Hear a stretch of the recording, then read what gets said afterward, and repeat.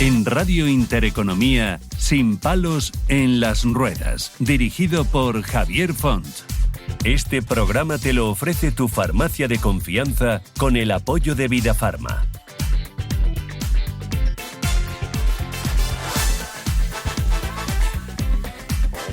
Hola, ¿qué tal? ¿Cómo estamos? ¿Qué tal? ¿Cómo estáis? ¿Qué tal la vida? ¿Qué tal la semana? Pasa rápido, ¿verdad? La verdad que esto es un abrir y cerrar de ojos, pero bueno, no queda otra, hay que seguir continuando viviendo, disfrutando y escuchando este programa. A los que queremos agradecer a todos vosotros, asiduos ya a este programa, más de 60.000 personas que nos oyen cada vez que estamos en antena, con lo cual es de agradecer muy sinceramente. Miren, hoy vamos a hablar de algo importante, de algo que muchas veces sucede cuando nos distraemos al volante o cuando tenemos un accidente, y es que, bueno, hay una pregunta que durante décadas acompañó a la medicina y que aún hoy sigue despertando pues cierto asombro, y es que ¿puede una persona que ha perdido la movilidad volver a moverse? Bueno, durante mucho tiempo la respuesta fue un rotundo no. La lesión medular, la médula espinal, ese cable central que conecta el cerebro con el resto del cuerpo, se consideraba incapaz de repararse. Una lesión medular significaba una ruptura definitiva. Sin embargo, la historia de la paraplegia en España es también la historia de cómo la ciencia, la rehabilitación y la organización sanitaria han cambiado esa visión. Y en el centro de esa transformación se encuentra una institución singular, el Hospital Nacional de Parapléjicos de Toledo. Pocas personas saben que este hospital, inaugurado en 1974, es uno de los centros de referencia en Europa para el tratamiento integral de la lesión medular, marca España, amigos. Algo que sabemos poco, pero que también podemos sacar pecho de ello. Tampoco es conocido que allí no solo se rehabilita a pacientes, sino que se investiga activamente cómo reparar la médula espinal. Es, en cierto modo, un lugar donde conviven la realidad de la discapacidad y el futuro de la neurociencia. Pero antes de hablar del futuro, conviene entender qué significa realmente una lesión medular. Miren, es la pérdida de la función motora o sensitiva en las extremidades inferiores o también en los superiores, dependiendo si es una tetraplegia, sobre todo como consecuencia de una lesión en la médula espinal, generalmente a nivel dorsal, lumbar o de cervicales. Lo que causa más frecuente siguen siendo los accidentes de tráfico, las caídas, los traumatismos laborales o deportivos o domésticos, también hay que tener cuidado, aunque también pueden ser tumores, infecciones o enfermedades vasculares. Lo que resulta menos conocido es que la lesión medular no afecta únicamente a la movilidad, eso pudiera parecer, pero no. El sistema nervioso controla funciones esenciales del organismo, por lo que una persona con paraplegia puede presentar alteraciones en el control de la vejiga, en el esfínter, el intestino, disfunción sexual, problemas de regulación de la temperatura corporal, dolor neuropático o lo que llamamos espasticidad. En realidad, la lesión medular es una condición compleja que afecta al funcionamiento global del organismo. Desde el punto de vista biológico, la lesión ocurre en dos fases. Primero está el daño inmediato provocado por el traumatismo, algo que a simple vista se percibe. Pero lo más sorprendente es que en los días posteriores el propio organismo desencadena procesos inflamatorios que amplían la lesión inicial. Se forma además una cicatriz en la médula que actúa como una barrera para el crecimiento de las fibras nerviosas. Durante años, ese fenómeno fue uno de los grandes obstáculos para su regeneración. Sin embargo, la medicina moderna ha cambiado radicalmente el enfoque. Hoy sabemos que el sistema nervioso tiene cierta capacidad de reorganización, lo que se conoce como plasticidad neuronal. Y aquí entra en juego uno de los aspectos más fascinantes del tratamiento, lo que es la rehabilitación. En centros especializados como el de Toledo, la rehabilitación comienza desde las primeras semanas. Algo obligatorio. El objetivo no es solo recuperar movimientos, sino enseñar al cuerpo y al cerebro a aprovechar al máximo las capacidades que permanecen intactas. Uno de los datos más curiosos es que, en muchos casos, pequeñas mejoras funcionales tienen un impacto enorme. Recuperar el equilibrio del tronco, mejorar la sensibilidad o lograr mayor autonomía en las transferencias puede cambiar radicalmente la vida cotidiana de una persona. La tecnología también ha introducido elementos que hace apenas unos años parecían ciencia ficción. Exoesqueletos que permiten ponerse de pie y caminar con asistencia, sistemas de estimulación eléctrica que activan los músculos paralizados o dispositivos inteligentes que facilitan la movilidad y la vida independiente, pues forman parte de la rehabilitación avanzada. Pero quizás lo más importante es lo que está ocurriendo en el campo de la investigación. Uno de los grandes cambios de los últimos años es que la comunidad científica ya no afirma que la médula espinal sea irreparable. Hoy se investigan múltiples estrategias para favorecer esa recuperación. Miren, las terapias con células madre buscan sustituir células dañadas y crear un entorno que favorezca la regeneración. Los biomateriales intentan construir pequeños puentes que permitan a las fibras nerviosas crecer a través de la zona lesionada. Las interfaces cerebro-máquina, por ejemplo, exploran la posibilidad de traducir las señales del cerebro en movimientos mediante dispositivos externos. Pero uno de los avances más sorprendentes es la estimulación eléctrica epidural. Al activar circuitos neuronales que permanecen intactos pero inactivos tras la lesión, algunos pacientes han experimentado mantenerse de pie e incluso realizar movimientos voluntarios. Estos resultados han cambiado la forma de entender la lesión medular. En muchos casos, la conexión no está completamente perdida, sino silenciada. Y es que a pesar de estos avances, el objetivo realista de la medicina no es todavía la curación completa, sino la mejora funcional y significativa. Y aquí aparece otro dato muy relevante. La calidad de vida de las personas con paraplegia depende tanto del tratamiento médico como del entorno social. El acceso a la rehabilitación especializada, a ayudas técnicas adecuadas, a viviendas accesibles y a oportunidades de empleo es tan importante como cualquier avance científico. De hecho, el cambio más importante de las últimas décadas no ha sido solo médico, sino cultural.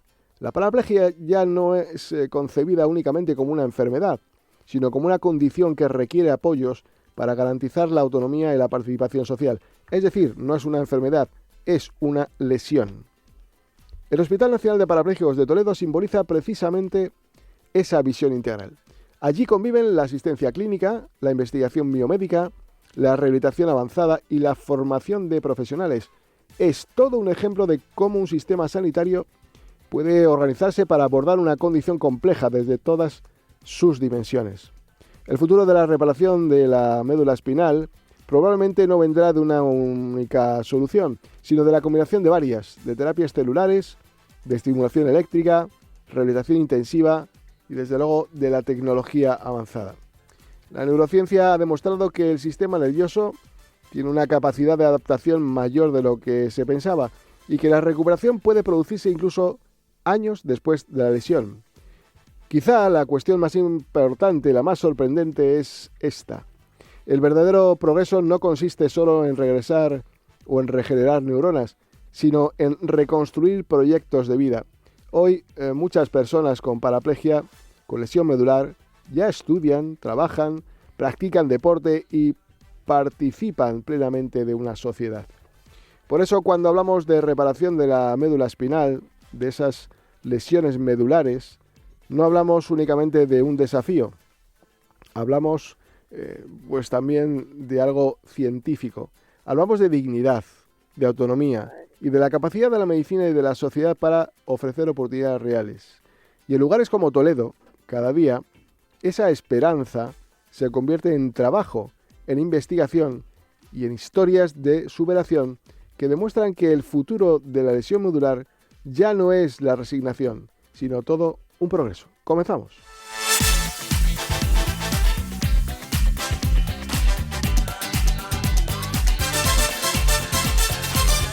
En Radio Intereconomía, Sin palos en las ruedas, dirigido por Javier Font.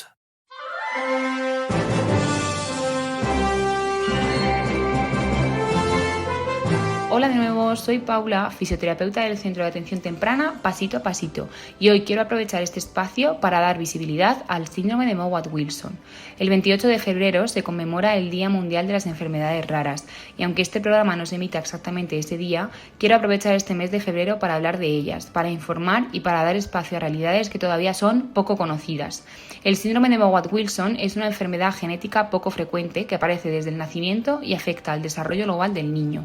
Está causada por una alteración en un gen llamado ZEB2 y puede manifestarse con dificultades en el desarrollo motor, cognitivo y del lenguaje, además de otras alteraciones a nivel neurológico, digestivo, sensorial y cardíaco. Como ocurre en muchas enfermedades raras, cada persona es única y la forma en la que se expresa el síndrome puede variar mucho de un niño a otro. Los niños y niñas con síndrome de Mowat-Wilson suelen seguir un ritmo de desarrollo diferente. Les cuesta más adquirir hitos como sentarse, gatear o caminar, y la comunicación suele ser uno de los grandes retos. Sin embargo, esto no significa que no avancen. Avanzan, pero a su propio ritmo, y con los apoyos adecuados pueden desarrollar al máximo su potencial. En este camino, la atención temprana es fundamental. El trabajo de un equipo interdisciplinar, fisioterapeutas, logopedas, psicólogos, terapeutas ocupacionales, permite acompañar al niño desde las primeras etapas, favoreciendo el movimiento, la comunicación, la autonomía y su participación en el entorno. Y hoy quiero hacer una mención muy especial a las familias. Las familias son un pilar imprescindible. Están presentes en cada sesión, en cada pequeño logro y en cada dificultad. Su implicación, su constancia y su capacidad de adaptación merecen un reconocimiento enorme, especialmente teniendo en cuenta la incertidumbre a la que muchas veces se enfrentan desde el momento del diagnóstico. Hablar de enfermedades raras es hablar de información, de comprensión y de inclusión, porque detrás de cada diagnóstico hay un niño, una familia y una historia que merece ser escuchada. Desde Pasito a Pasito queremos recordar que la intervención temprana, el acompañamiento profesional y el apoyo a las familias marcan la diferencia, porque cada paso cuenta y cada niño merece las mismas oportunidades para desarrollarse y participar en el mundo. Si queréis más información o asesoramiento, os esperamos en Pasito a Pasito, en la calle Ramón Power 54, en el barrio de Hortaleza, o podéis contactarnos a través del correo cat@fama.org o del teléfono 623 757 050. 623 757 050. Será un placer acompañaros en cada paso de este camino.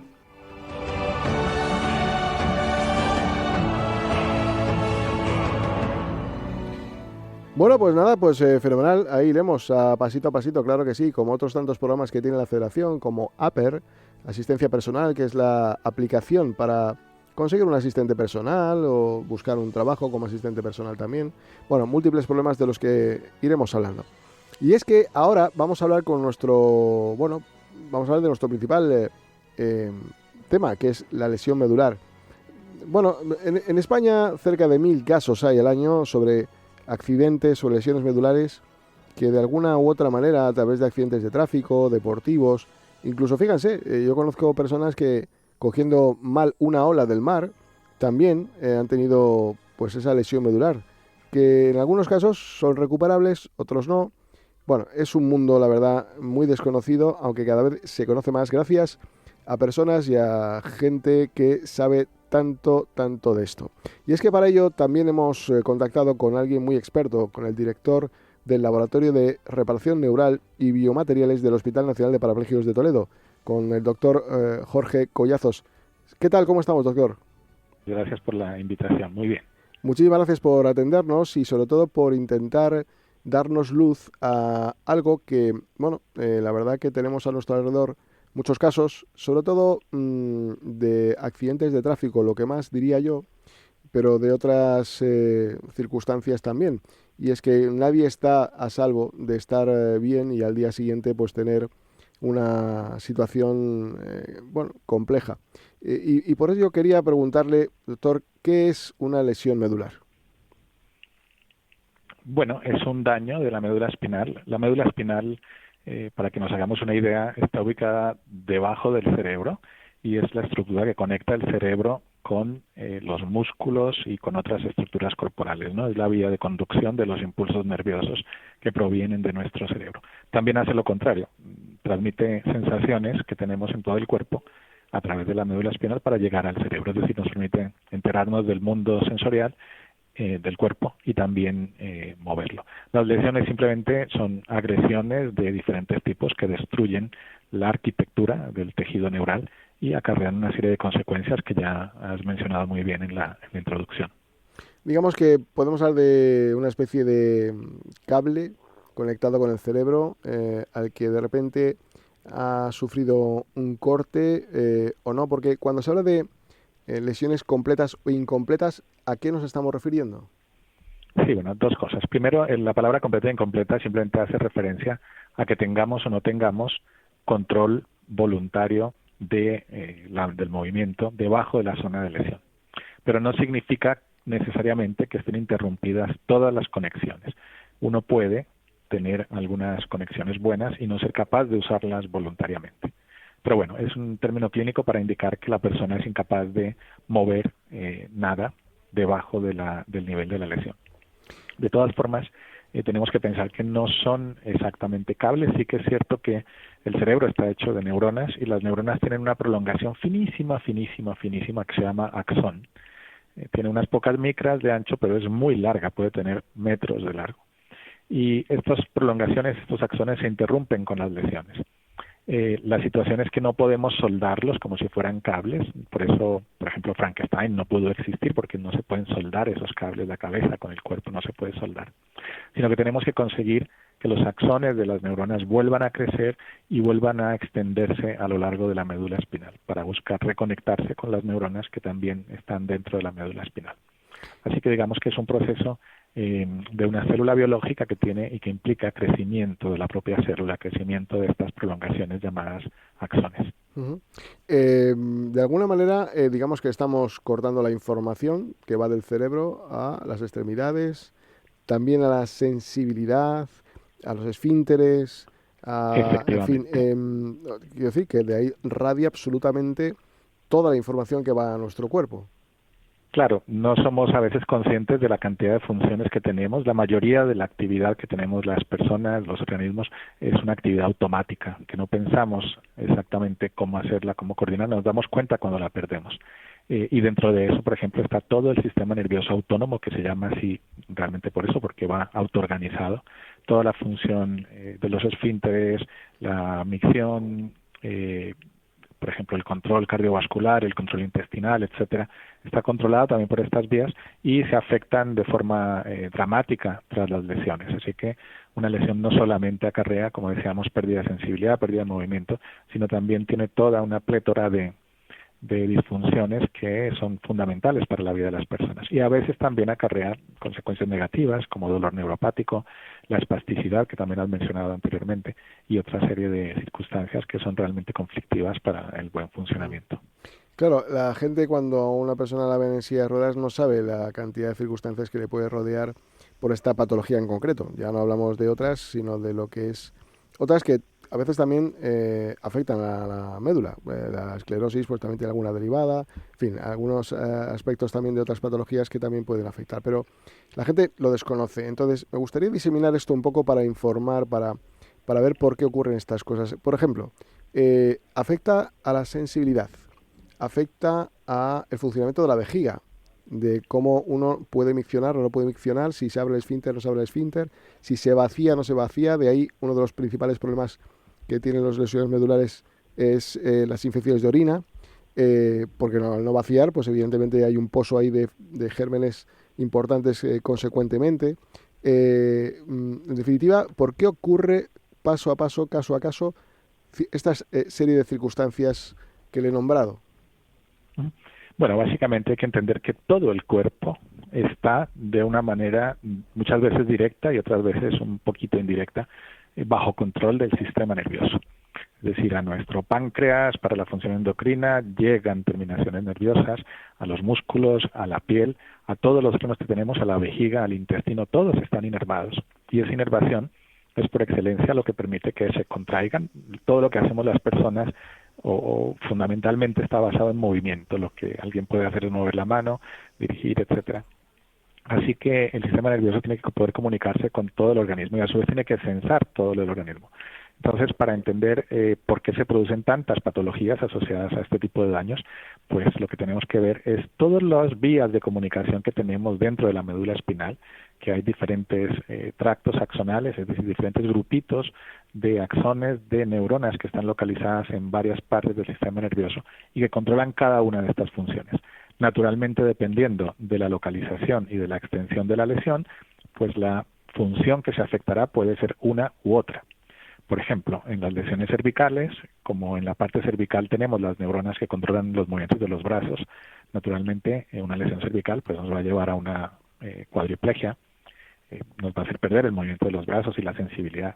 Pero si tenemos una lesión más abajo, dorsal o lumbar, pues afectaremos principalmente las piernas, afectaremos principalmente la micción. En estas zonas también están los sistemas que controlan la micción. Así que dependiendo de la extensión y la severidad, pues los componentes van a ser diversos. También si pensamos en el plano transversal, digamos, de la médula, uno puede tener dañada la de un lado, por decirlo así, pero no del otro, una hemisección, con lo cual medio cuerpo va a quedar afectado y el otro medio va a compensar lo que le pasa al otro. Sí que es cierto que como normalmente lo que la gente ve desde fuera es la paraplegia, la falta de movimiento, pues las funciones motrices han sido las más estudiadas y han sido lo que clásicamente se ha identificado con lesión medular, ¿no? La paraplegia. Pero como decíamos, es en realidad todo un conjunto de disfunciones neurológicas dependiendo de qué se daña exactamente.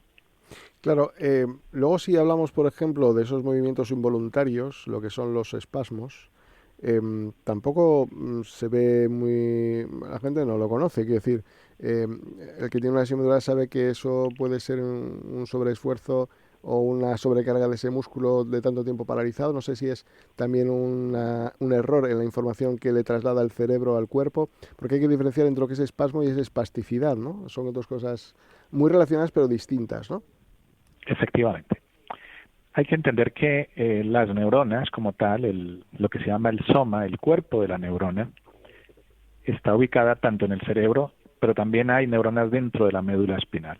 Cuando tenemos la lesión interrumpimos la comunicación entre las dos, pero por debajo de la zona de lesión siguen estando vivas las neuronas. Otra cosa es que no estén comunicadas con el cerebro. Estas neuronas de la propia médula espinal pueden hacer cosas muy complejas. Por ejemplo, la locomoción, lo que usualmente vemos es levantar una pierna, extender la otra, flexionarla de forma asincrónica. Se puede controlar directamente por las neuronas que hay dentro de la médula espinal, que están autoorganizadas.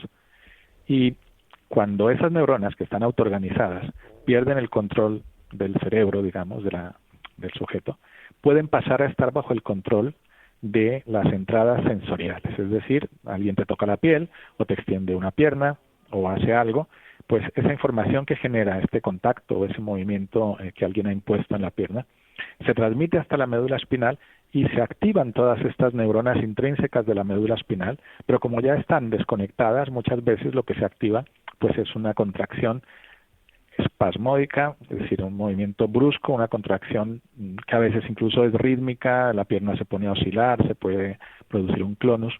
Es una contracción involuntaria, disfuncional de los músculos, desencadenado por estímulos sensoriales que llegan directamente a la médula espinal.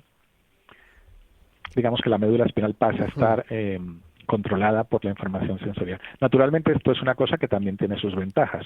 Por ejemplo, los sistemas de estimulación epidural que antes estabas mencionando intentan sacar ventaja de esa autoorganización de la médula. Si uno la puede estimular por vía sensorial y producir, en vez de espasmos, en vez de espasticidad, producir un movimiento rítmico, por ejemplo, como la locomoción, que va una pierna, luego la otra, pues es una ventaja, gracias a estas redes intrínsecas de la propia médula espinal. Y se está haciendo a través de electrodos para hacer neuromodulación o estimulación epidural, como le queramos llamar, que permitan expresar funciones útiles para las personas. Al final también la espasticidad o los espasmos, mejor dicho, quizás hacen una función de fortalecimiento de esos músculos, del tono muscular. También a veces son dolorosos, porque no son controlables, evidentemente, y bueno, ciertamente incómodos porque a nivel social pues interrumpen un poco la normalidad cuando suele surgir este tipo de fenómenos, ¿no? Sí, las personas con lesión medular aprenden también a sacarles algún partido, por ejemplo, para extender las piernas, para verticalizarse a veces, claro, porque al final es tener la extremidad viva, aunque no, como bien decías, el trofismo muscular se mantiene en parte. Los músculos cambian bastante tras la lesión medular, pero este aumento del tono muscular que ocurre después de unos meses, pues tiene ciertas cosas útiles que les permiten mantener alguna utilidad a las piernas, dependiendo de cada quien que aprenda a hacerlo. Claro. Desde luego en otras situaciones son completamente molestos porque son involuntarios, se desencadenan, hay que frenar, y sobre todo cuando ya es un movimiento muy importante, un clonus por ejemplo repetitivo, evidentemente la persona lo que quiere es frenarlo porque no le resulta útil para nada. Claro, Pero efectivamente es un reflejo de que hay una conectividad funcionando allí, aunque no esté bajo nuestro control. Sí, mejoran el riego sanguíneo también un poco, ¿no? Y incluso a veces son tan molestos que hay que medicarse para intentar relajar y reducirlo. Doctor, vamos a ponernos en situación. Es decir, una persona que acaba de tener un accidente, de repente tiene una lesión medular, ¿qué es lo primero que hay que hacer más allá del bloqueo, del trato sanitario? Me refiero, cuando llega a un hospital ya que, oiga, este señor tiene lesión medular, ¿qué hay que hacer? ¿Hay que meter algún tipo de medicación, inyectarle algún tipo de, no sé, qué es lo que hay que hacer? ¿Qué hacen los médicos cuando tienen un caso de estas características? Bueno, en ese caso seguramente los intensivistas del hospital y la gente que está directamente al cuidado primario te podría dar muchísima más información. Desde luego, la estabilidad cardiovascular es lo primero que se hace con cualquier persona, ¿no? El traumatismo, sobre todo si es uno de estos, porque claro, recordemos que las lesiones medulares no solo son traumáticas, la mitad, en algunos sitios incluso un poco más de la mitad, son de causas médicas que llamamos, que son por ejemplo tumores, inflamaciones y otros tipos, ¿no? Pero en el paciente traumatizado, lo que prima desde luego es la preservación de la vida, y la preservación de la vida pasa por la estabilidad cardiovascular y respiratoria, que es lo primero que se hace. Si asumimos que todo esto está bien, siempre hay unas indicaciones que tienen los cirujanos ortopédicos para buscar descomprimir la médula, porque claro, muchas veces los huesos se han desplazado y siguen comprimiendo, y habría algún daño que podría ser potencialmente reversible o que no llegara a dañar más el tejido, que podría ser descomprimirlo. Y ahí hay una serie de indicaciones, se tiende a la descompresión temprana, aunque no siempre se consigue, pero son casos seleccionados en donde se ve que claramente se puede tener una reversión de parte del daño, o al menos prevenir un daño adicional a través de la descompresión. Desde luego siempre hay que estabilizar para prevenir que el daño siguiente siga ocurriendo. Y una vez se hacen estas cosas y se tienen los mecanismos generales, digamos, para mantener al paciente con vida, antes había un medicamento que era la metilprednisolona, por ejemplo, que era un antiinflamatorio que se utilizaba a dosis potentes para intentar prevenir la muerte neuronal secundaria, que se llamaba. Sin embargo, después de muchos años de estarse utilizando, no se vio con los grandes estudios clínicos a través de diferentes centros que se consiguiera un beneficio real, y entonces no hay, digamos, un tratamiento específico más allá de lo que estamos mencionando, de estabilizar al paciente, de descomprimir la médula espinal cuando tiene indicación. Naturalmente, si hay algún otro evento médico directo que requiera intervención, pues los cirujanos o los intensivistas van a intentar corregirlo, porque hay asociados pues cambios hidroelectrolíticos. Bueno, las circunstancias médicas de cada paciente son muchas. Pero específicamente hablando del sistema nervioso, desafortunadamente todavía hoy en día no tenemos un tratamiento específico que diga va a ser un protector del tejido o va a empezar a regenerar el tejido. En la fase aguda, la condición patológica es también múltiple. Está el daño neural primario, que mencionabas, pero claro, asociado al daño, sobre todo si es traumático, hay hemorragia. La hemorragia libera una cantidad de moléculas proinflamatorias, de moléculas que dañan, de derivados de la hemoglobina que oxidan el tejido también. Es una cascada de eventos patológicos que acaba necrosando, que acaba matando las células en la zona de lesión.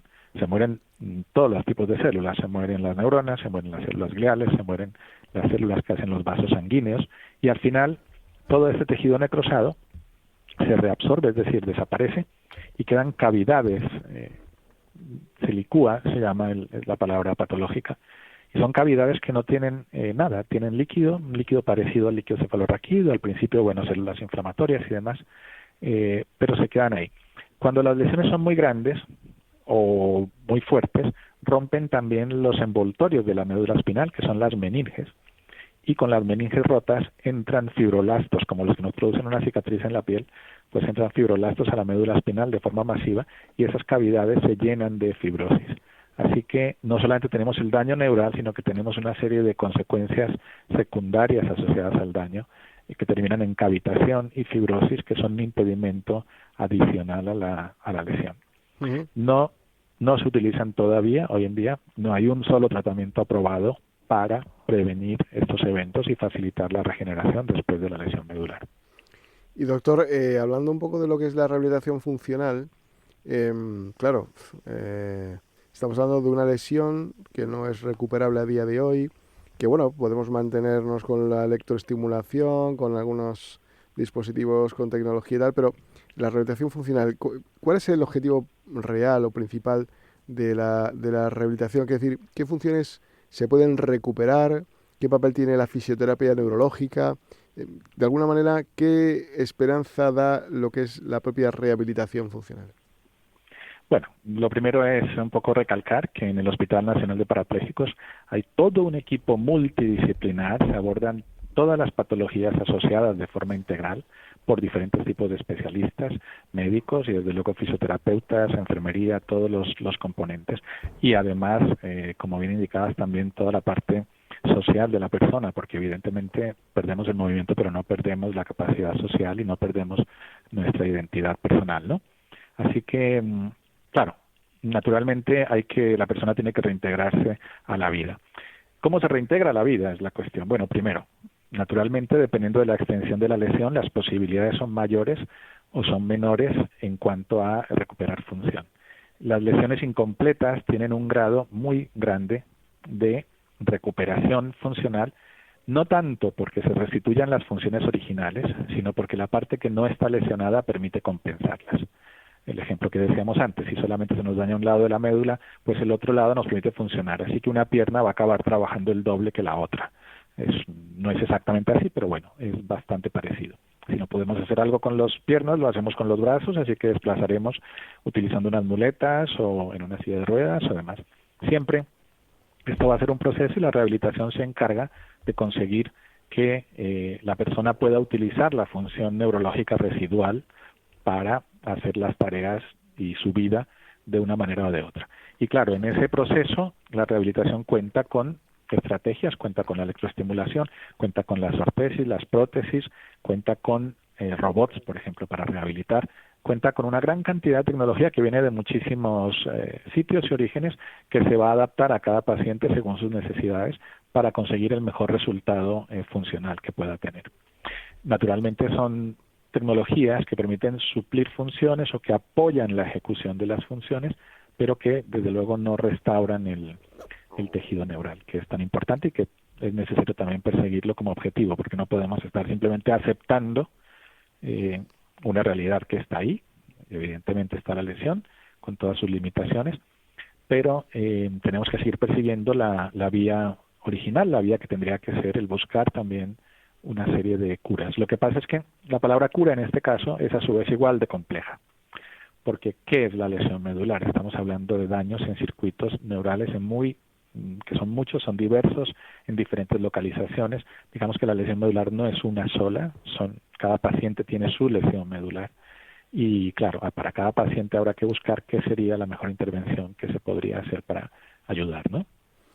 Y doctor, quiero hablar de futuro, de ese futuro prometedor, y quiero hacerlo pues hablando un poco del laboratorio que usted dirige, del Laboratorio de Reparación Neural y Biomateriales del Hospital Nacional de Parapléjicos de Toledo. Cuénteme qué se está investigando dentro de este laboratorio en el ámbito de la reparación neural y sobre todo los biomateriales, ¿qué papel juegan en esta labor? Bien,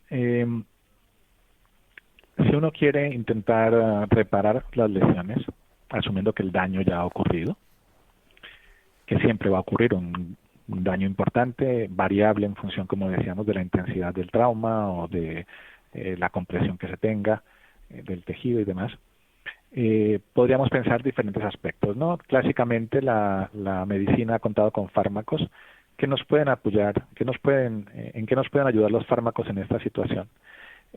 Tenemos también dispositivos eléctricos, y la cuestión es, ¿nos puede ayudar la electricidad, por ejemplo, a hacer crecer el tejido neural? Tenemos también biomateriales, como mencionas.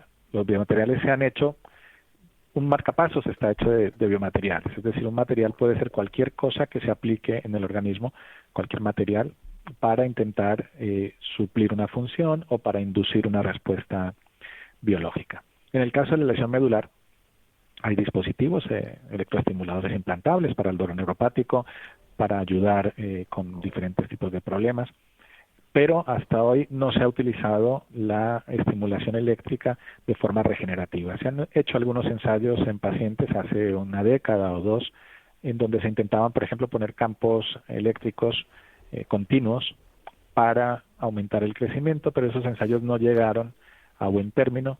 La corriente continua es una corriente que fácilmente puede inducir calor y puede inducir daño en el tejido por reacciones de oxidación y otro tipo de cambios de pH, por ejemplo. Así que la corriente continua no llegó a utilizarse realmente. Tenía una serie de efectos interesantes en células, pero tampoco se demostraron muy bien que esos efectos se pudieran reproducir en humanos y en mamíferos, digamos. Hay otra posibilidad, que es usar la corriente alterna. Es una corriente que es mucho más fácil de controlar porque uno aplica una polaridad y la invierte, entonces todo va, digamos, a cero, por decirlo así. Y la corriente alterna la utilizamos en pulsos, que son los que se usan para inducir funciones, para activar la locomoción, por ejemplo, en la parte lumbar. Y una de las cosas que nos hemos preguntado en el laboratorio es si podemos utilizar la corriente alterna también para inducir crecimiento neural. Y la respuesta es que sí. Hay diferentes mecanismos por los cuales la corriente alterna puede ayudar al tejido a crecer. Así que la corriente nos sirve como estímulo de crecimiento, pero lo que hemos visto es que no es suficiente por sí sola, porque la cavitación y la fibrosis y otros componentes patológicos siguen en cualquier caso bloqueando el éxito de la reparación, ¿no? Así que un poco lo que estamos en el laboratorio desarrollando es una terapia combinada que utiliza electroestimulación para aumentar el crecimiento, que utiliza unos biomateriales implantables dentro de las cavidades, porque si no colocamos ningún tipo de soporte para las neuronas, no pueden atravesar las zonas de lesión. Cuando estamos en el desarrollo embrionario, el sistema nervioso se construye porque las células están cerca, las neuronas emiten procesos a otras que les generan factores tróficos, etcétera. Pero en el adulto es muy difícil, después de que tenemos esa hemorragia, esa necrosis y todas estas cosas, y que además ya no estamos en una fase de crecimiento y las distancias son largas, las lesiones tienen centímetros, a veces muchos centímetros. Es imposible que tengamos una respuesta de crecimiento que reconecte si no se intervienen también, por ejemplo, esas cavidades.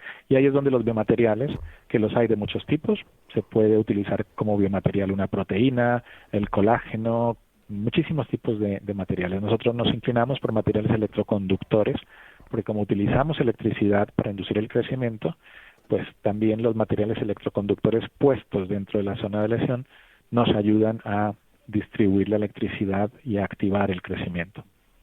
Y finalmente, es muy difícil en cualquier caso cuando se utiliza una terapia invasiva, por ejemplo, como esta, que implica introducir biomateriales dentro del tejido, es decir, implantarlos. Cuando se abre el tejido para introducir los materiales, siempre se produce un poco de inflamación que puede llevar a un daño adicional y a fibrosis. Los organismos, las personas, estamos especializadas evolutivamente para tener una respuesta cicatricial rápida, porque si no las heridas se nos infectarían o seguiríamos sangrando y nos moriríamos. Entonces es una respuesta muy seleccionada evolutivamente y muy útil para prevenir y para salvar, pero luego nos bloquea, en el caso del sistema nervioso, nos bloquea la regeneración, toda esa fibrosis. Así que para prevenirla utilizamos fármacos antifibróticos, fármacos que son capaces de disminuir esa respuesta cicatricial tan marcada. Y así tenemos más o menos una terapia integral, ¿no? Teniendo el estímulo de crecimiento por la estimulación eléctrica, el soporte para las neuronas a través de los biomateriales y fármacos antifibróticos que nos permitan controlar esa respuesta negativa para que pueda llevar a buen término el crecimiento neural. Doctor, hay muchas noticias que son muy sensacionalistas, Las redes sociales dicen una cantidad de barbaridades a veces que es tremenda y genera pues ciertas expectativas que al final se truncan cuando la cosa marca la realidad. Pero realmente, ¿qué avances hay? ¿Qué futuro hay? Si no la recuperación completa de la movilidad, podemos recuperar, por ejemplo, la función de la vejiga, podemos recuperar la sensibilidad. ¿Se está trabajando en algo de esto o en todo a la vez? ¿Qué avances hay? ¿Qué futuro hay sobre este asunto? Claro. Tenemos, bueno, lo del sensacionalismo es claramente un poco una enfermedad social, ¿no? Tenemos un problema con esto y es que en vez de intentar abordar los problemas de forma razonable y clara y de ir proponiéndonos metas asequibles sobre las que se pueda construir, queremos curas mágicas. La gente a veces espera, es entendible. Si yo tuviera un familiar con una lesión medular, pues querría naturalmente que tuviera una reparación y una cura rápidamente, pero desafortunadamente no va a ser así. El reto de la reparación neurológica es un problema enorme y los pasos son pequeños y requieren muchísimo esfuerzo para conseguir consolidarlos. Pero desde el punto de vista terapéutico tenemos dos situaciones, ¿no? La primera es que efectivamente los dispositivos de estimulación en sí mismos, sin que haya crecimiento, sin que haya regeneración, pueden estimular otras zonas y ayudarnos con las funciones, ¿no? Lo que hemos hablado de la estimulación eléctrica epidural, por ejemplo, que incluso no hace falta ponerle epidural, se puede utilizar electrodos que se colocan sobre la piel y que, aplicando corriente, ya ayudan a ciertas cosas. ¿Qué limitante tiene? Bueno, pues muchísimos. Cuanto más lejos está del tejido, de la médula, por ejemplo, más difícil es que se active algo concreto. Se puede ayudar un poquillo a que se funcione un poquito mejor, pero no se pueden hacer grandes cosas dependiendo de la lesión, naturalmente. Si queremos hacer cosas más importantes, podemos intentar estimular internamente ya dentro de la médula en múltiples sitios, con arrays de electrodos, con sistemas que permiten hacer una microestimulación, y así se pueden inducir movimientos bastante más complejos y se pueden inducir muchas cosas. Naturalmente esos sistemas también tienen ciertos problemas. Bueno, primero son invasivos, luego implican que los electrodos tienen que ser estables dentro del cuerpo, luego implica tener pues un sistema implantado también para generar los estímulos eléctricos, las baterías, todas estas cosas. Pero en ese terreno de la estimulación y la microestimulación hay bastantes avances y la gente ya se está empezando a beneficiar de ellos. Hay cosas, sigue siendo experimental. Todavía no hay sistemas implantables aprobados para hacer este tipo de estimulación. Los que están aprobados son sistemas que van encima de la piel y que dan simplemente alguna ayuda en algunos tipos de lesiones. Pero a nivel de investigación que también se está haciendo con humanos en todo el mundo, hay sistemas y dispositivos muy potentes que puede ser que lleguen al mercado en los siguientes años. Con todo, nunca van a reemplazar, desde luego, a lo que sería intentar reparar como tal el tejido, que es el gran reto y el más lento de todos. Porque cuando utilizamos un electrodo para estimular un músculo o para estimular la médula directamente más abajo y nos movemos en el acto, generamos algún tipo de contracción y claro, la gente se queda maravillada, tenemos un movimiento que se está induciendo directamente. Pero si queremos regenerar, la regeneración toma meses y probablemente incluso años para tener una reconexión funcional. Y eso es un problema, que estamos olvidando la meta que debería ocurrir por darle prioridad, que está muy bien porque los pacientes lo necesitan y necesitamos estas formas de rehabilitación utilizando la electricidad también, que son más inmediatas, pero solamente teniendo regeneración del tejido neural podremos llegar a tener realmente la recuperación funcional de los sistemas que querríamos. Y bueno, en eso la primera meta con la regeneración es simplemente que el crecimiento pase la zona de lesión y se conecte con uno o dos segmentos más abajo. Imaginemos una lesión, cervical, por ejemplo, a una persona que tiene una lesión en C6, que es un segmento cervical C6, que no puede mover las manos, porque la mayoría de neuronas para las manos están en C7 y C8 y T1, ¿no? Entonces, si los axones consiguieran cruzar la zona de lesión y llegaran a conectarse con el siguiente segmento, ya podría haber una repercusión probablemente en la función de la mano. O imaginemos una persona que tiene una lesión más alta en C1, C2, que hay muchos pacientes así, que no pueden respirar por sí mismos porque tienen conectado un respirador. Si consiguiéramos que las neuronas crecieran a través de ese segmento y llegaran al siguiente, que es C2, C3, donde están las neuronas que controlan el músculo de la respiración, que es el diafragma, pues entonces probablemente alguien podría ya no ser dependiente de un respirador. ¿Qué tan lejos estamos de eso? Bueno, es ahí donde estamos y ese es el objetivo que tenemos con nuestras investigaciones, conseguir al menos conectarnos con el segmento siguiente a la zona de lesión, porque si conseguimos eso se puede seguir construyendo sobre eso. Pues doctor Jorge Collazos, director del Laboratorio de Reparación Neural y Biomateriales del Hospital Nacional de Parapléjicos de Toledo. Muchísimas gracias por darnos luz, información y bueno, pues posiblemente sentar las bases de la realidad de lo que es la lesión medular y de lo que se está trabajando para su mejora.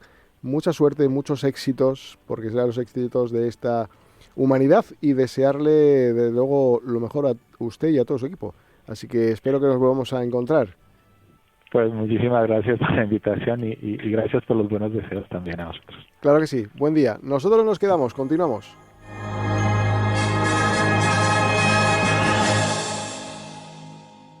¿Cómo está el patio?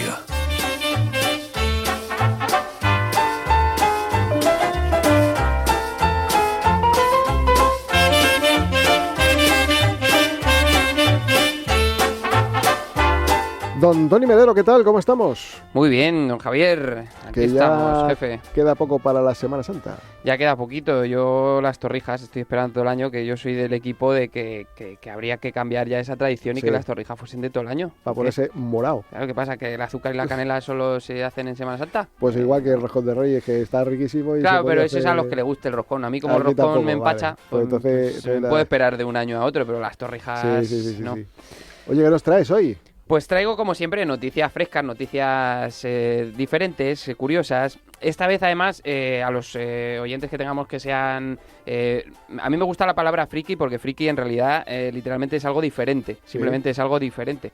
Y yo soy muy friki de los videojuegos, por ejemplo. Y de eso va la noticia. Esta noticia dice: adicto a los videojuegos deja una montaña de basura tras vivir 2 años en un hotel. 2 años, bueno, me parece un tiempo razonable. Esto ha ocurrido en un hotel de eSports en Changchun, que podemos deducir de dónde es. Albacete no está, está en China. Sí. Estos hoteles eSports, por lo visto, están preparados para gamers y streamers. Pues él ha conseguido preparar la habitación para hienas y gorrinos. 2 años, como digo. Mira, esa es una de las que estaba acompañándole. 2 años se tiró. Eso ya no es una adicción, eso es empadronarse en la isla del Fortnite. Voy a hacer referencias frikis, ¿eh? Lo siento, Javier, si lo mismo alguna te pierdes, porque es lo mío. Que no pasa nada por jugar al Fortnite, pero pasa. Cuando entraron, por lo visto, lo de la habitación, lo de la limpieza, la habitación, pues también lo vieron como un videojuego. Claro, después de limpiar todo el hotel, pues esa habitación fue como el monstruo final del juego. Oye, solamente describirlo, que es decir, lleno de... Sí, están las imágenes, por si la gente... De porquería, de estiércol, un baño lleno de papel... Lo del baño es espectacular. Lo del baño parece típica imagen de las casas del terror, que entras y la tienen preparada ahí, que dicen, mirado hasta cada esquina. Pues este tío... Asquerosito, vamos. Claro, se tiró 2 años, tuvo tiempo. Papel de caca manchado, además. Por lo visto, ahí iba, porque no les dejó entrar en 2 años a los de la limpieza. Dicen que habían eso, montaña de basura, podéis ver las imágenes en internet, pero es que el papel higiénico estaba usado, efectivamente. Espero que esto no se empiece a poner de moda entre los influencers, porque el hotel lo calificó, y cito literalmente, como peligro biológico. Madre. El tío no salía de la habitación, por lo visto pedía por aplicaciones la comida y nadie ni siquiera le vio la cara en 2 años. Era como un Pokémon legendario, como diría él, que también evolucionó, como hacen los Pokémon. De ser humano evolucionó a mueble con olores. Necesitaron 3 días para desinfectar la habitación y, vamos, eso ya 3 días yo creo que no es limpiar, es exorcizar la habitación directamente. Y luego se fue dejando el muchacho, no sabemos la edad, no he conseguido encontrar la edad, pero se fue dejando a deber $400. O sea, 2 años pasándose pantallas y al final lo que le tumbó fue el alquiler, no ninguno de los monstruos. Que yo juego a la Play, Javier, a mí me encanta, pero claro, cuando yo llevo un buen rato ya, pues me levanto porque la espalda me molesta, Claro. mi dignidad me susurra cosas. Hay que así ir al que baño, un baño eso es, yo normal. cuando ya llevo 10 horas, pues me levanto. Claro. Que no es broma, nunca he jugado 10 horas, siempre son 8 o 9. Porque todos tenemos algo, el móvil, la Play, las series, la clave es parar si la habitación empieza a oler a cardamomo, ese es el límite. Y ahora mismo, mientras alguien escucha esto en su casa, estará pensando, bueno, yo no estoy tan mal, mientras está atiborrando a ganchitos con el mando de la Play en la mano. Porque jugar está bien, desconectar está bien, pero si tu vida se convierte en una pestaña minimizada con olor a humedad, igual hay que darle a guardar y salir. Empezar a preocuparse, ¿no? Por ello, ¿no? Un poco. Guardar y salir, Javier, porque no pasa nada, pero pasa. Ujú. Vamos con la segunda noticia. Diseñan primera cafetería para tener citas virtuales en Nueva York. Nueva York siempre va por delante. Este año, además, hasta en el tiempo, lo habéis visto, está pasando unas inclemencias meteorológicas espectaculares. Ha habido, por lo visto, la mayor nevada de la última década. Ujú. Pues estas de cafeterías para tener citas virtuales, yo cuando leí el titular dije, citas virtuales, pues uno está en una cafetería de Nueva York y lo mismo el otro está en Nueva Jersey desde otra cafetería. No. Cuando dicen virtuales se refieren citas con IAs, con inteligencias artificiales. Entonces ya dije, vamos a indagar en esto. Suficiente es que te dé calabazas el que te gusta o la que te gusta, como para que encima me rechace un robot. Eso ya sería algo durísimo, no podría levantar cabeza. Antes ibas a una cafetería con tu cita y podía haber tensión sexual, conexión corporal, ahora hay tensión artificial y conexión wifi, como mucho. Y cuando le haga las típicas preguntas, yo me imagino que siempre está la de, oye, ¿a qué te dedicas? Pues que te diga, no, básicamente me dedico a buscar entre todos los datos que me han introducido telemáticamente para mantener conversaciones fluidas. Qué romántico, cariño. Por lo visto la cafetería es minimalista, por lo que dice la noticia, claro, es minimalista porque no hace falta tanto espacio, una de las sillas sobra. Solamente hace falta una. Y es que si tu cita ideal es alguien que está programado para validarte, eso no es química, es configuración y a mí pues me parece feo. Claro, que además la IA te escucha, te entiende, te responde con empatía. Algo que si te pasa en una primera cita con alguien de verdad, a mí me daría miedo porque dices, uy, esto es demasiado perfecto, aquí hay gato encerrado, algo esconde, algo oculta. Mosquea. Nueva York, como siempre, que digo, va por delante. Allí la gente ya no dice estoy saliendo con alguien, ya dicen estoy en match con alguien, como todo con aplicaciones. Y habrá gente que ante estas citas con IAs pues diga, bueno, es mejor que nada. No sé yo. Permíteme que lo dude. No sé, no lo he hecho, o sea que Nunca se sabe, claro. lo mismo me estoy equivocando, pero así visto desde fuera a mí no me mola. Porque una cosa es usar tecnología y otra es que tu cita te pida que aceptes sus cookies. Eso ya no mola. Así que yo solo digo una cosa. Si tu relación depende del wifi, no es amor, es simple cobertura y hay que hacérselo mirar. Y bueno, tenemos otra cosita que no es una noticia, es unas declaraciones de Pablo Alborán, si da tiempo para comentarlo. Claro que sí. Estuvo hace poco en La Revuelta y comentó lo que desayunaba. Y media España nos hemos quedado locos con lo que Pablo Alborán y sus tríceps desayunan. Dice, cito literal, desayuno, 2 huevos fritos con lomo embuchado, 2 tostadas con pan de centeno, un aguacate y un bol de frutas con yogur griego. Vamos. Hombre, Pablo, está claro que el desayuno es la comida más importante del día, eso lo tenemos claro, pero con todo lo que te metes para el cuerpo, no para te mí, pases, claro, ¿no? es que para mí ese desayuno es la comida más importante del año. Hombre, luego hace mucho músculo, Sí, no, ya te digo, tiene unos trapecios que que parece que se ha comido una percha, Pablo, está más fuerte que el acero para los barcos. Pero claro, yo sí como todo eso, Javier, cuando estoy terminándomelo ya es la hora de comer. Vamos. O sea, no me da... Imagínate que vas a desayunar eso a un bar No de tienes barrio, tiempo, no le tienes dices tiempo. al del bar, Manolo, ponme 2 huevos fritos, 2 tostadas, el lomo, aguacate, Claro. fruta, y te dice, ¿también quieres las escrituras Claro. del local? No, Que es que no hay tiempo. yo le no. llamaría a partir de ahora, y ya cerramos con esto si queréis, Pablo de Borán. Le podíamos llamar también Pablo Albopan o Pablo Alborramen, porque eso es más... Algo así. Oye, Bueno, a comer. De todas estas cosas que me traes, y los tiran, vamos, madre mía. ¿Cómo? Los hombres, estos perros que hay por ahí. Los Tyrians. O los Tyrians, Sí, esto. ¿no? Tyrian. Algo así, Tyrian. Tyrian, Perdón. Tyrian. Sí, es que lo estaba diciendo para ver si Sí. estaba atento, Cristian. Y me... Sí. No, yo ahí no, en esos berenjenales no me quiero meter. Si quieres, un día sacamos un charco bueno y yo me traigo el bañador para mojarme. Pero hoy no me parece el Nos día, han dado Javier. un golpe en la cabeza, yo creo. Algo nos pasa. Oye, pues nada, Tony. Oye, por cierto, tenéis un espectáculo, ¿no? Estamos, con sí, tu- mi padre Tony Antonio eso y yo, es. el 6 de marzo en el Teatro Soho. Eso es. ¿Dónde está esto? Pues está, yo que me muevo en metro Plaza España, Sí. está a 3 minutitos andando en la boca de metro Plaza Vale. España, 6 de marzo a las 9 de la noche. Estaremos Vale. por allí con el espectáculo El humor más familiar, Eso un es. espectáculo de más o menos 2 horitas de duración. Y bueno, ya diría que tendrían ¿No que hay tener entradas? mucha suerte al que lo esté ¿Ya no hay escuchando porque entradas? yo lo miré antes de ayer y quedaban 5. Ostras. Entonces, si tienen suerte, pues si sois ¿Qué uno día de es? esos 5 afortunados, 6 de marzo, 6 ¿Pero de en marzo a qué las cae? 9. Me parece que es viernes, pero lo estoy hablando de memoria. Me parece que es viernes Oye, 6 de pues marzo. me alegro un montonazo, joder. Oye, yo le recomiendo, iba a recomendar que fuera, bueno, que vayan. Sí, que Que vayan, vayan. hombre. Si tenéis Porque, 5, tenéis 5. Claro, Daos lo prisa, digo daos porque se prisa. lo van a pasar tremendo. Entre el padre y el hijo, los dos hacen Me comentan ahí que quedan un 4. dúo. Me comentan que uno ha comprado ya, quedan Vale, 4. pero- Daos prisa, daos prisa. Oye, Tony, muchas gracias, mucho éxito, que lo tenéis. Nos vemos prontito. Nos vemos. Muchas gracias, Hasta Javier. ahora, hasta Chao. ahora.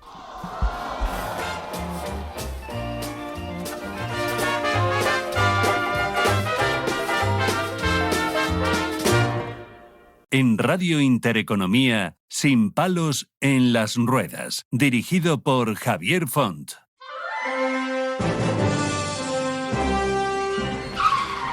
Este espacio te lo ofrece Tráfico 112, porque no estás solo después del accidente.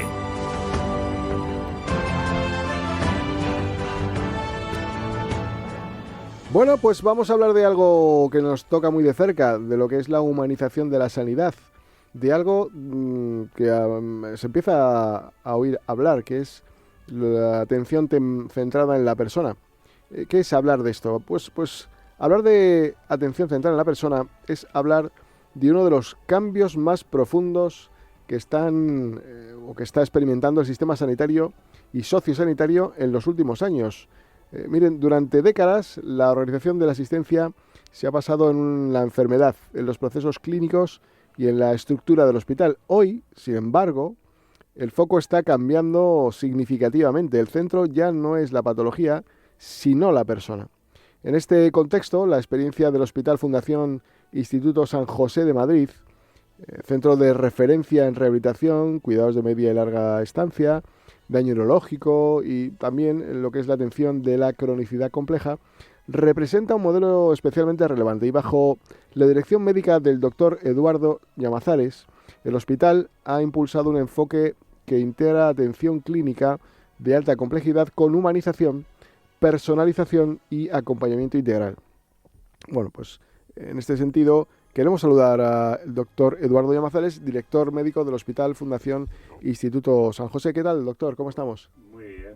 Encantado de estar aquí con vosotros y de poder hablar de este tema que desde luego es muy relevante y es hacia donde debemos dirigir la atención sanitaria y sociosanitaria.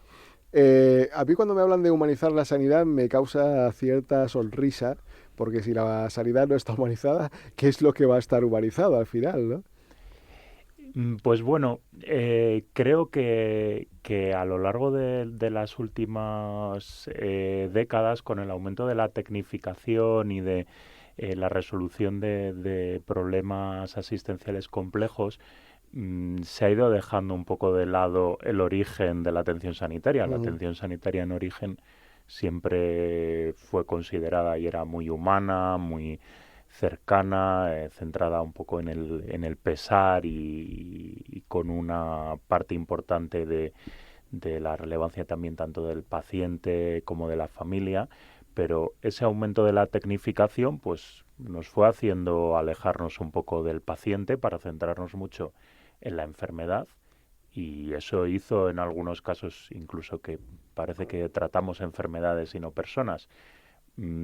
Creo que desde sobre todo finales del siglo pasado, principios de este, y también ligado un poco a la ley de autonomía del paciente, pues nuevamente se vuelve a poner el foco en la persona, y entonces es esa persona la que debe de guiarnos en cómo ella ve que le debemos ayudar en su enfermedad o en su situación, porque de otra manera pues a veces podemos incurrir en sesgos. Los profesionales sanitarios a veces tenemos ideas preconcebidas de lo que es la calidad asistencial o de lo que es la calidad de vida, que si no preguntamos a las personas y si no tenemos en cuenta su punto de vista, pueden chocar radicalmente con sus valores y Claro. sus ideas.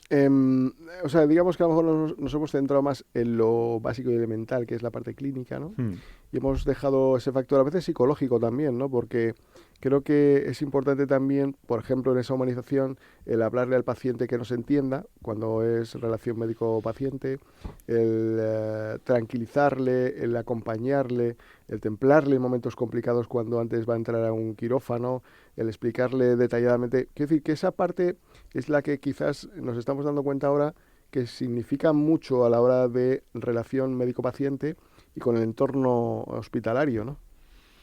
Sí, desde luego.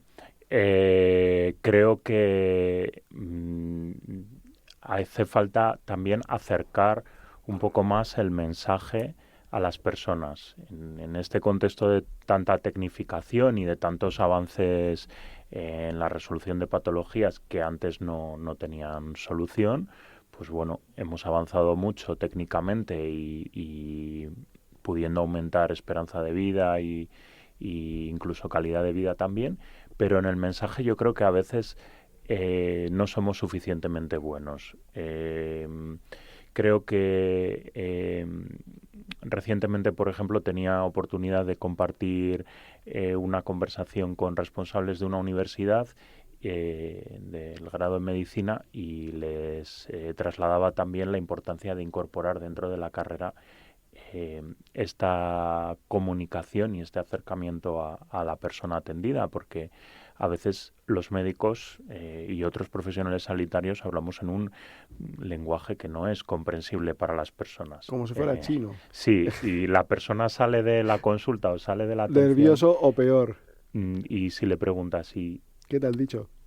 Y no sabe. Entonces, eso no nos puede ocurrir porque claro. Es un problema y esa persona, si queremos empoderarla para que sea capaz de tomar las mejores decisiones para sí misma, debe de comprender sobre lo que está decidiendo, si no es algo un poco vacío o hueco. Al final, la atención centrada en la persona es un cambio organizativo o cultural o las dos. Creo que ambas cosas. La estructura organizativa debe de cambiar porque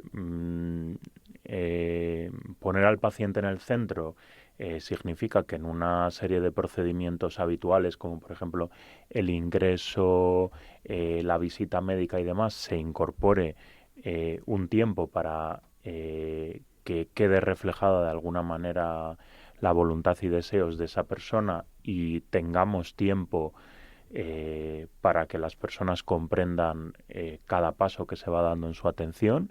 Esto choca frontalmente un poco con la situación actual, en la que cada vez hay menos tiempo, cada vez hay menos esperas.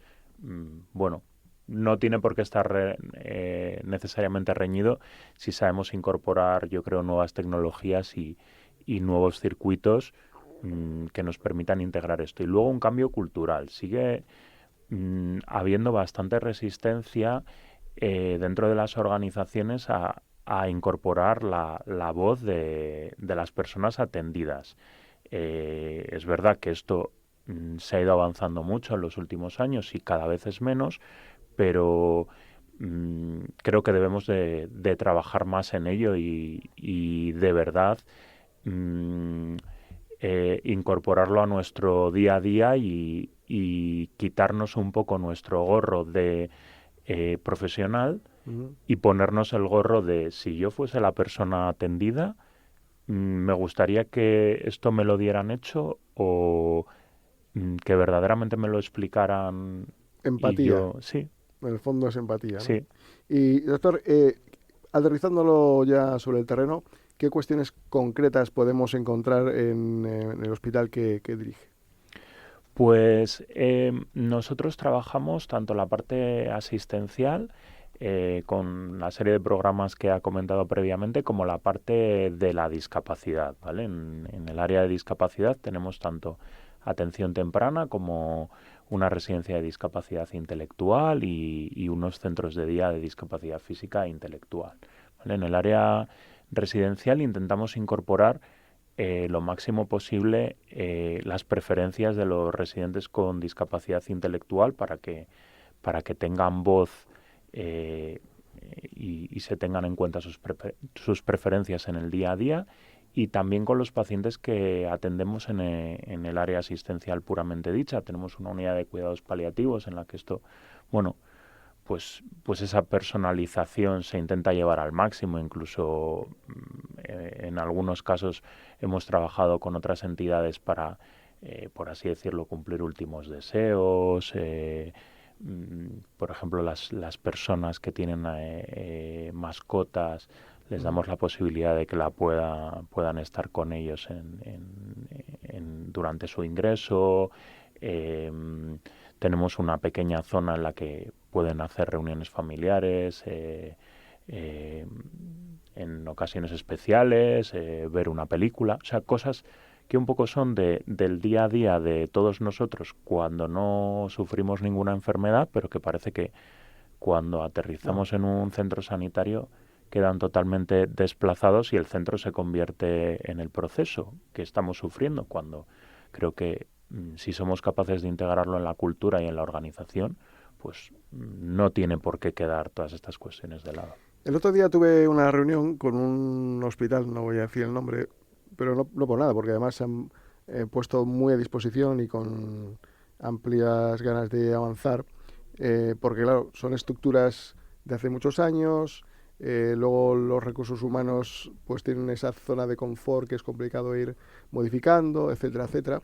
Pero sí que me causaba pues cierta preocupación pensar que había cosas que no se habían dado cuenta. Por ejemplo, coordinar las fechas de distintas especialidades en un mismo día para que esa persona con movilidad reducida, por ejemplo, que sepan que además tampoco puede ir a las 8 de la mañana porque requiere de un acompañamiento, etcétera, etcétera, o que lo coordinaran para evitar tantos desplazamientos, ¿no? Que a un hospital que además es difícil llegar, no hay aparcamiento, etcétera, etcétera. Bueno, son cuestiones de consultas que se pueden hacer en distintos hospitales, como por ejemplo crear un consejo de pacientes, no desde el punto de vista de un problema, sino de algo que va a servir para testar el funcionamiento, la calidad de lo que es el servicio, y que al final entre toda la red se conozcan esas buenas prácticas que pueden surgir. En definitiva, al final parece simple, ¿no? Pero no lo es. Es complicado cambiar culturas, ¿no? Y organizaciones a veces, ¿no? Sí, desde luego. En ese aspecto, pues bueno, yo pensaba mucho en cómo se ha integrado ese acompañamiento a personas, por ejemplo, con algún tipo de limitación para la movilidad y demás, en áreas como el transporte. En general, cuando uno va a comprar un billete de avión, de tren, tiene esa posibilidad de que una persona de la organización se le aproxime, y le acompañe incluso hasta su andén o su puerta de embarque y demás. Esto, sin embargo, creo que los hospitales no lo tenemos demasiado trabajado, y a veces es un planteamiento común para todas las personas la dificultad de cuando uno va a un hospital que no conoce, el rosario de citas por el que tiene que discurrir y demás. Bueno, poder tener ese acompañamiento y esa figura de enlace que vele porque una persona pueda tener agrupadas sus citas en un mismo día, al final también es dar calidad. Eso es, pues Eduardo Llamazares, director médico del Hospital Fundación Instituto San José. Un placer haberte conocido. Ojalá nos podamos ver algún día para hablar de todo esto y mucho más cercanamente. Y desde luego gracias por entender lo que es la atención central de la persona, porque es algo muy importante para el paciente. Así que gracias por todo. Muchísimas gracias a vosotros. Seguimos. Este espacio te lo ha ofrecido Tráfico 112, porque no estás solo después del accidente.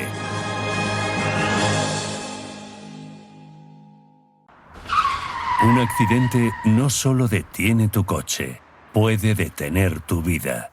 En ese instante, lo que más necesitas es saber que alguien va a cuidar de ti. En Tráfico 112 te acompañamos desde el primer minuto con atención médica especializada, defensa jurídica experta y la máxima indemnización que te corresponde.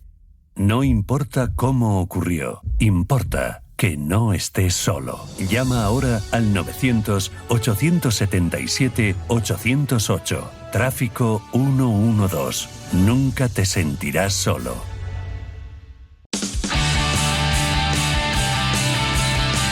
Sube el ruido, que se lía.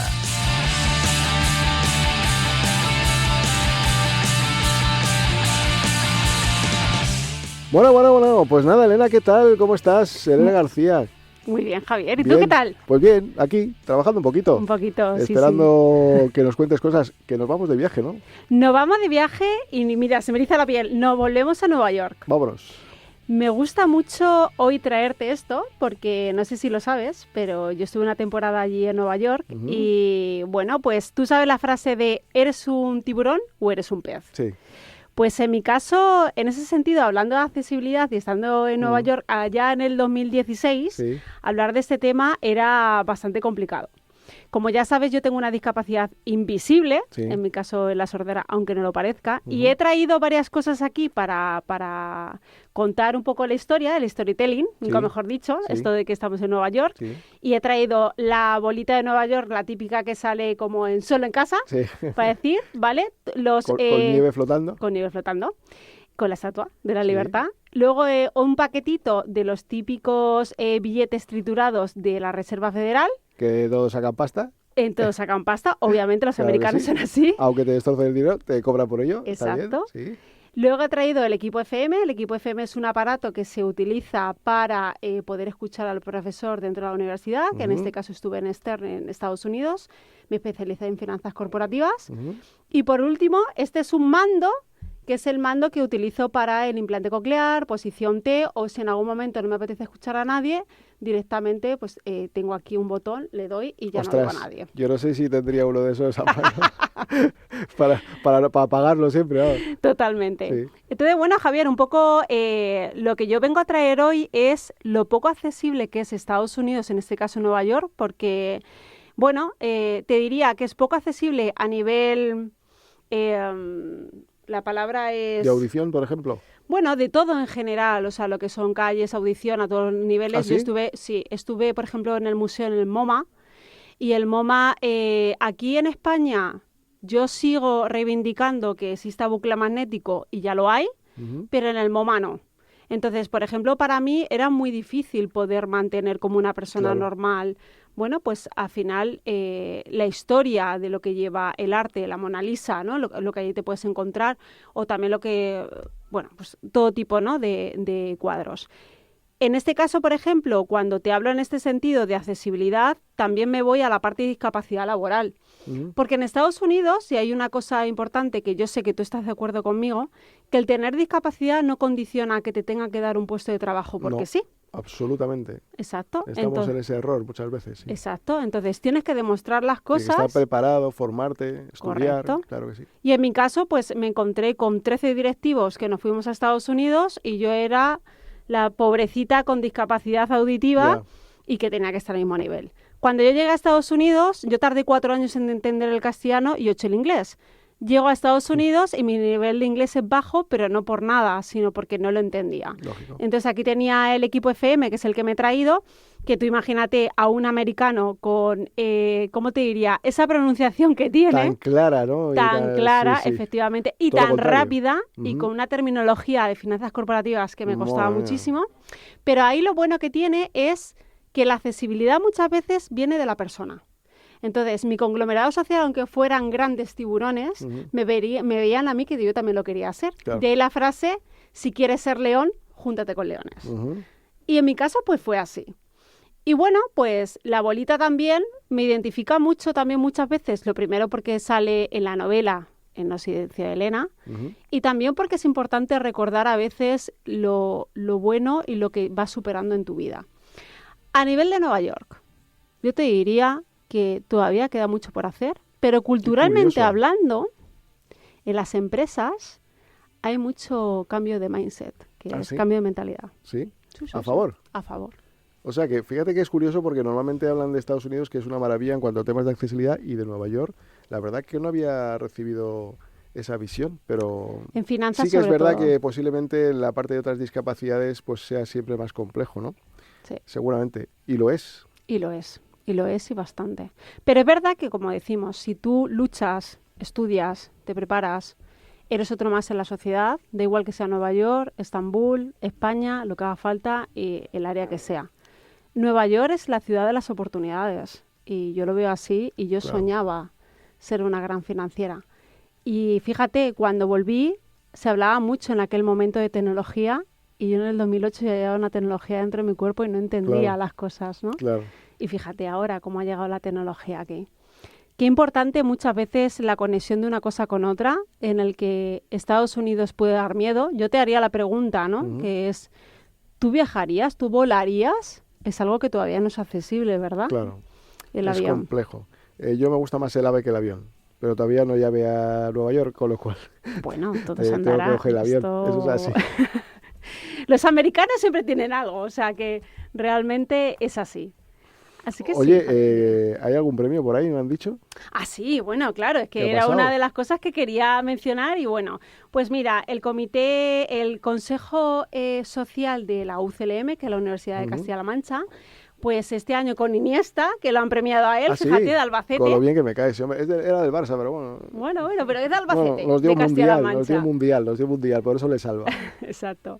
Pues nada, me han otorgado a mí también el premio, en este caso me reconoce. Enhorabuena. Gracias. Bien merecido por la Gracias. luchadora que eres. Trayectoria profesional y Claro que sí. trayectoria social. Todo un ejemplo, claro que sí. Exacto. Entonces, bueno, pues el hecho de que yo te cuente Nueva York no viene más allá de que a veces los premios llegan en su momento cuando... Igual que las oportunidades. Dice, ¿las oportunidades llegan o no llegan? Llegan cuando te las has trabajado. Hombre, claro. Y los premios es exactamente igual. Está claro, está claro. Es que la gente a veces está un poco equivocada a pensar que hay que dar un puesto de trabajo porque tengas un certificado, ¿no? Es Exacto. que luego vas a la empresa y tienes que demostrar lo que vales. Exacto. Habilidad, creatividad, resiliencia, etcétera, etcétera, etcétera. Bueno, dime, ¿alguna cosa bonita de Nueva York? ¿Hay algo bonito? Bueno, hay ropa toda la que tú quieras. Sí. Y viajes todo lo que tú quieras. Sí. Comida no, ¿eh? Comida no. Ya Comida- te digo que comida no. No me quedo con No, eso que no. Hay mucha hamburguesa, Exacto. pero poca comida Exacto. mediterránea. Elena, muchísimas gracias. Enhorabuena por ese premio bien merecido. Gracias, Javier. Y nos vemos muy pronto. Nos vemos. Venga, hasta ahora. Chao. En Radio Intereconomía, Sin palos en las ruedas.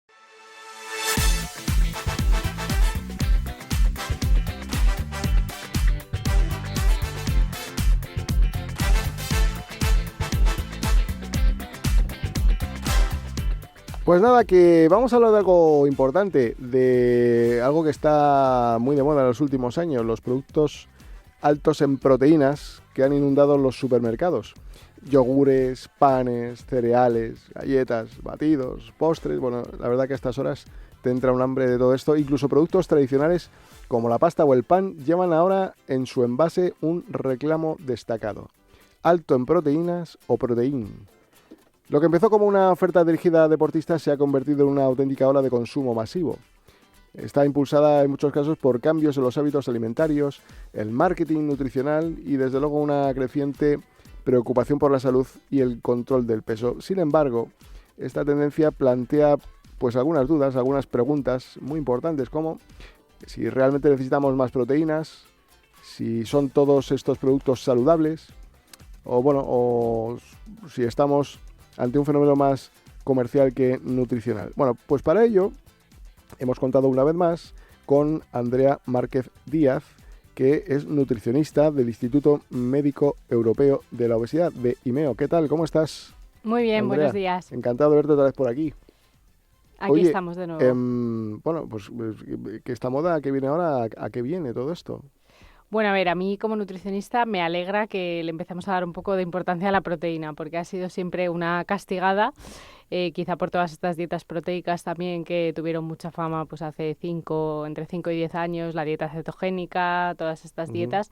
Y bueno, realmente las proteínas es cierto que son importantes, necesitamos consumir una cantidad diaria adecuada al peso de cada uno, pero bueno, tienen que estar presentes por lo menos en 2-3 comidas diarias, entonces me alegra que se las deje de castigar por una parte. Por otra parte, es cierto lo que dices, ¿no? De que al final, pues bueno, hay un boom un poco de estos productos y no todos pues son tan saludables como parecen. Claro. Es verdad que todos los supermercados en su marca blanca ya podemos decir que han sacado una gama de productos proteicos prácticamente. Quizás empezaron unos primero, pero al final ahora mismo prácticamente todos lo tienen. Y bueno, es cierto que hay productos que están bien, pero otros, pues bueno, esconden edulcorantes, esconden grasas no tan saludables como parecen. Entonces, bueno, es cierto que tenemos que saber elegirlos y ver cuáles realmente podemos consumir diariamente y cuáles, pues claramente no pueden ser productos de consumo habitual. Me decía una amiga, no hay mejor barra proteica que un torrezno. Más, más que las barras estas Bueno, mi de... madre es de Ávila, nunca puedo criticar un torrent, ¿no? Ahora, ¿por qué está tan de moda esto de las barras con proteína, no sé qué? Cuando realmente hay productos naturales, frescos, ¿no? Sí. Que son perfectamente, bueno, mucho más mejorados que cualquier cosa que está hecha así de cualquier manera, digo yo. Sí, a ver, realmente la mejor proteína es la proteína animal y esa es la que tenemos que consumir. Bueno, es verdad que hoy en día también hay muchas proteínas vegetales, tenemos el universo vegano ahí, que bueno, también lo tenemos que aceptar porque existe, pero bueno, realmente la proteína que mejor asimila nuestro cuerpo es cierto que es la proteína animal porque es la que más se parece a nuestra masa muscular y a nuestra fibra proteica. Ahí tendríamos pues desde luego las carnes de calidad, los pescados, los huevos, los lácteos más naturales.